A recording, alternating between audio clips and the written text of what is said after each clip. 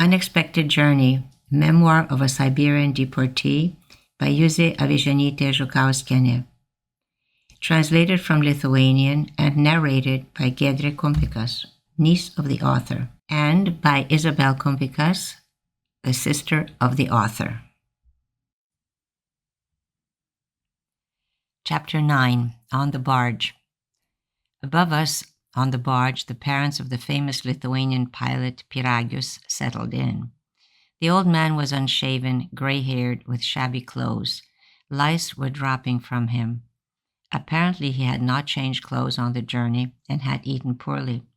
It was not surprising after almost a month under these conditions. All the others were distancing themselves from him. The woman next to me, Shichkiene, screamed when she saw a huge louse crawling on her black coat. A little bit further from us settled in two sisters and their paralytic brother, who was a former colonel, the Budrevice. It was pitiful to watch how those two old women, both nearing 60, were pulling their brother like ants and were seating him on the chamber pot. They fed him by hand because he himself, like a sack of chaff, was totally helpless. The sisters were nurses at the military hospital and tended to him very conscientiously. They wrapped his legs in a warm blanket, fed him with whatever they had, forgetting themselves. We watched that woman with those blind, barely moving old people, with her 2-year-old child and expecting a second one, and that paralytic who could not even lift his hand. What kind of menace could they have been to the Soviet government? I met one more family that I knew from before. They were the Kalakauske, who had lived not far from my native place, 3 kilometers from Marijampolė. They owned 6 acres of land, 1 meager cow, 1 paltry horse, and had 9 children. The children, not quite grown, would work for neighboring farmers, while the father, in his spare time, would repair shoes. Another cent earned, or a small piece of bacon. And these people were enemies of the Soviet government? In what way could they do harm? What would they be afraid to lose?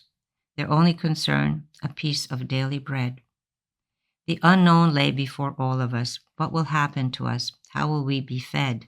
What kind of work will we do? But now we already had more hope. We said to each other that we would not become as poor as those people we saw by the roads, because Lithuanians are hard-working people and are not afraid of the hardest jobs. We did not foresee the true reality. The local people were crowding together on the shore.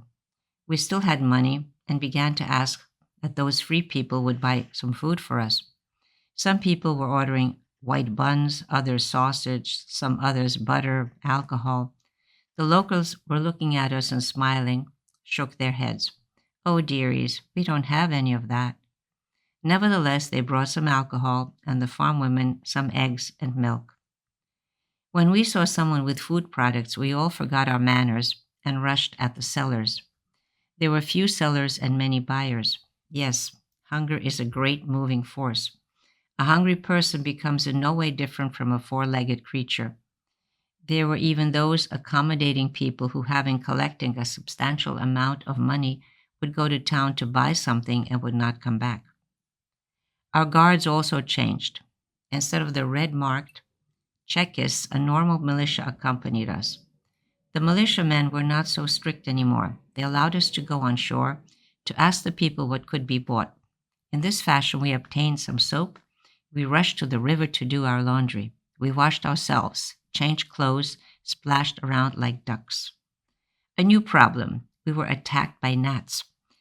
But not the kind we used to have sometimes in Lithuania, but tiny, poisonous bloodsuckers, which were difficult even to notice. They got in everywhere, under our dresses, under our belts, on our faces, and under the cover of hair, on our eyelids. And as soon as they touched us, it burned like fire. We started to scratch, and from that, white blisters appeared immediately. We would scratch our skin till we bled, but we did not succeed in alleviating the itching. There were none near the steamboat or the barges because they are afraid of the smell of oil.